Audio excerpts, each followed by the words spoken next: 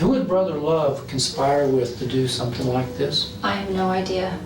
That is the honest truth. Well, you know he's not an honest man because he's had an affair with one of his congregation members for almost 10 years. But Teresa, it all goes back to look like a conspiracy that you and him are working together. No, never. Everything points to that. And it is awful. I'm so scared and I'm so upset that my tears won't even come out of my eyes. This is Teresa Stone, a woman being questioned for the murder of her husband, Randy Stone, who she found with a gunshot wound to his head at his work office. As the story unfolds, all roads seem to lead to Teresa's secret lover, David Love, a man who was also she and Randy's pastor. In this video, we'll look at key moments from her interrogation and break down what actually happened. Hey guys, welcome back to my channel and back to a brand new true crime video. I know it's been a very long time since my last true crime video, but I wanted to get back in the swing of things. And what way to get started than by telling this story. So brief synopsis, this is a story of a woman and a man who were having an affair. But not just any woman or man. This was a woman who was having an affair with her church pastor. She and her church pastor decided to cook up a scheme to get rid of her husband and take his insurance money. This story has so many twists and turns. The interrogation was over 3 hours long. Yes, I watched everything so I can prepare for this video and present this story to you all. So without further ado, let's get right into this true crime story. Well, the case may be closed, but details surrounding the wife and pastor who plotted to kill an Independence man are still pouring out. Lindsay Shively spoke with a key player today. Lindsay? Mark, tonight we hear straight from the lead detective about the mistakes made by two overly confident criminals and the diligent police work that landed Teresa Stone and Pastor David Love behind bars. Since day one, the investigation into Randy Stone's death pointed to Pastor David Love because of his affair with Teresa Stone, Randy's wife. I think it was the worst kept secret in the church. Teresa did not just grow a conscience, overnight. Teresa suddenly changed her tune when investigators showed their cards, a mountain of mistakes made by Teresa and Love. Then, when thumbing through thousands of phone records for Teresa and Love's personal cell phones, investigators found two odd numbers. Those numbers turned out to belong to the prepaid phones the pair had purchased to secretly communicate. So one morning, Teresa Stone goes over to the insurance company office where she and her husband work at, and that's where she finds her husband's body lying on the ground, shot in the head. Teresa calls 911 frantically to get help, and police begin to investigate. But as they're investigating, they're starting to realize that there's more than meets the eye to this story, and as things begin to unravel, it's clear that the main suspect is his own wife. Let's watch some key moments from this interrogation and talk about it. Oh yeah, I'm sorry. Back to the letters, the yellow tablet. In your trash can, they had a letter that somebody had written for about happy birthday and all that. It's about this big. It was all tore up. So this is a very key moment. Detectives already suspected Teresa was involved, and so they searched her office as well, and what they found was telling. In her trash was a torn up love letter for her birthday that was not from Randy, her husband. Part of this letter read, "Happy birthday, love. I am not in control of things yet, but when we are fully together, your birthday will always be exciting. You are the center of my world." The police were already putting two and two together and knew about her affair with David Love, but they wanted to see her reaction when confronted with this secret letter. And it says something about, something like you're the most beautiful person or some kind of thing like that. It's all these big ramblings of good stuff about, it's about that long, but that big. It's a white letter and it's black writing and it's all tore up now. There's a bottom of your trash can at your office. Oh. It said happy birthday at the top of it, and then at the bottom it's happy. Then it had all these initials on the bottom, like there were initials meaning something.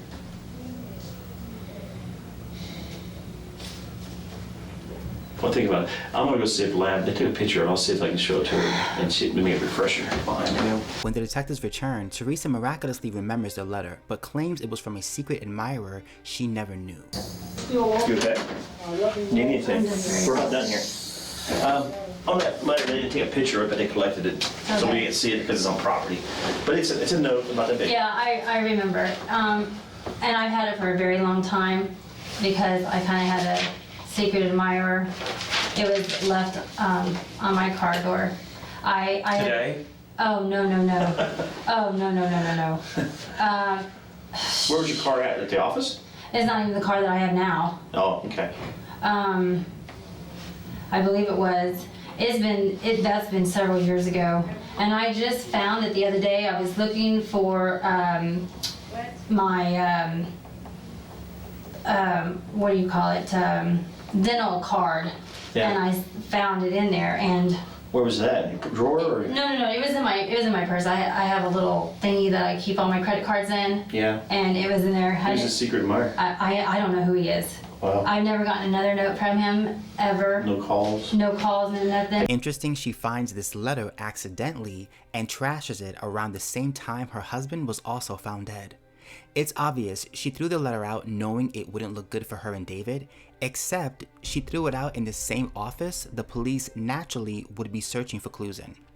Not the brightest bulb. We understand how people think and what goes on sometimes with people. When you went into the office and you located him laying there on the floor, and you checked him and yelled at him and everything, we found a cartridge by his feet. Now here's where things get interesting.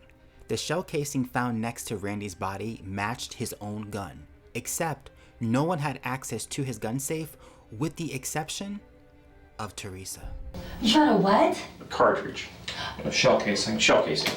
That's what we're asking you. If there was a gun laying by him or anything and you moved it? I didn't see anything. I Okay. swear. I did not see anything. That's why I didn't know where the blood was coming from. I saw blood under his head and coming from his ear, and I saw his eye was swollen and his skin was discolored. So I didn't see anything. I could not figure it out. That's why I thought maybe he hit his head or something. The police were not buying Teresa's phony story, and the very next day, detectives turn up the heat.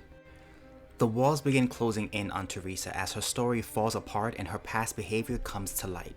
For example, several of Randy's co-workers told police Teresa was recently asking about Randy's life insurance policies and what they amounted to. What she'd soon find out is that in 2004, Randy removed Teresa from his life insurance, making his kids the sole beneficiaries, which only enraged his plotting wife. With this information, police confronted Teresa on what she did. I'm telling you, Brother Love pulled the trigger. I'm telling you, this is the motive. This is the reason that your husband is dead. It's up to you to tell us exactly what happened, exactly what was going on, all right? Now, I've got about 20 detectives out here. And I'm going to be honest with you. I got about 20 detectives out here that want to take this to a grand jury today, tomorrow. They think there's enough evidence against you to have you charged because they think you're involved in this. It's either not that you can, but that you have something to do with this.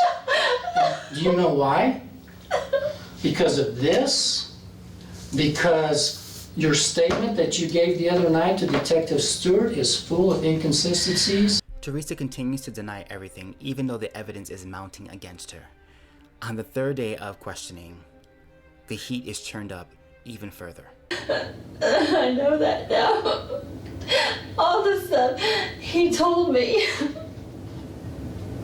With all the mounting evidence against her, Teresa finally admits to having an affair with David Love, also known as Brother Love, the pastor. The stuff he told you, like what? That he loved me and that he would take care of me. I just don't understand. Did you believe him? Yeah. Sure he did. You thought, this guy's a preacher, he leads a congregation. Sure, what he says has got to be true. He's speaking from the Bible. Teresa begins to form a false sense of security, believing the police are only looking at Brother Love. But in reality, they know that she too was involved in this conspiracy to kill her husband. What do you want me to say? Walk us through the planning of Randy's death. How you and David talked about it. We never talked about anything. You did. Teresa, you talked about, you said it yourself. David would talk about Randy. He told me that he could take care of it. He told me that he could free him and I both, is what he told me. Teresa continued to lie, stating that she had no idea what David was capable of, but in reality, she knew. And eventually, she admitted to her part in this conspiracy. She was the one that gave David access to Randy's gun. The questions behind a deadly love triangle were finally answered today after almost 2 years of silence. Teresa Stone admitted today to plotting her husband's death. Today might be the last time Teresa Stone leaves the Jackson County Court Annex a free woman. As part of a plea deal, Stone admitted to plotting her husband's death. That admission could cost her a decade of jail time. But the victim's family tells me they wanted more. And this woman takes my cousin's life, a Christian, a good man, and they're talking about 10 years? I just don't understand the law. John Stone was Randy Stone's cousin. He thinks Teresa's tearful plea was an act. Me, myself, I faked a tear myself for a judge, you know. So I know how easy it is to do that. Prosecutors have yet to outline the entire case for the media, but Stone's family tells us she had a 10-year affair with David Love, the family's pastor. And it's because of that love triangle that Randy Stone is dead today. I personally believe that she's the one who left the door unlocked. Let Preacher Love know where the gun was at. So she had a lot to do with it. In November, David Love pleaded guilty to second-degree murder and armed criminal action. He is currently serving life in prison for both those crimes. When it was all said and done, Teresa would only serve 8 years in prison for plotting to kill her husband. She's now out and living her life. Stone herself also pleaded for mercy, ironically saying she didn't want to be taken away from her family. I'm so sorry that I have allowed myself to get caught up in these bad choices that have led to the death of my husband. The judge handed down the sentence late Friday afternoon, leading to handcuffs and an 8-year prison term for the woman who had her husband killed. Let me know what you think in the comments down below of this true crime story. Was justice served, or should she have served more time? She now currently is living free with a new husband and a new family. Rest in peace to Randy. If you enjoy my content, please do not forget to like, comment, and subscribe. Don't forget to hit my notification bell so you know when I post a brand new video. And let me know in the comments down below if you want me to do more true crime stories. Until next time, peace.